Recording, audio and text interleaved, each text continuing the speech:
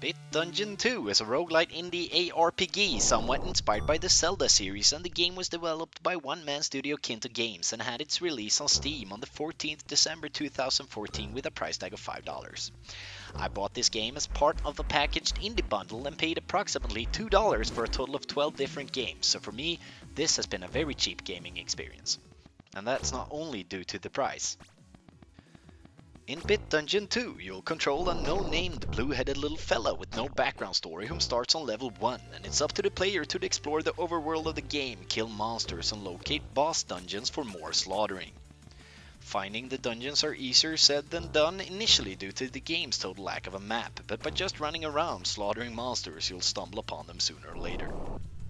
Monsters are everywhere and will respawn as soon as you leave that part of the map, and the enemies are usually easy to kill and drop a lot of loot. At a first glance all this could wake your interest, but this is a game that should be avoided. You control the nameless character either with the mouse or with the WASD buttons. Annoyingly enough, the character auto-attacks when near an enemy, so the only thing for the player to do is to run up to a bunch of enemies and hope for the best.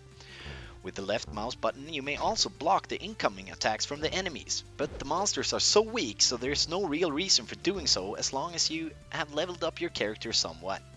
And that is also true for the boss fights. They may be big and you might get nervous for the first time around, but all you do is more or less just stand next to the boss.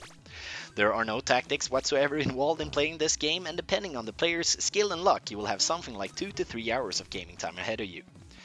The graphics and the music are heavily inspired by times past, but the retro melodies are weak and the music volume is too low comparing to the sound effects, which I find quite annoying. There are no options in the game, so you can't change any of the game's settings.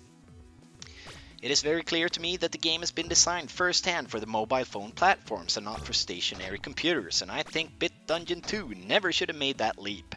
Regardless of the price tag, I find this game boring and generic as it lacks depth, and with its generic design I can't give this game more than 2 out of 10. Just avoid this fucking piece of shit.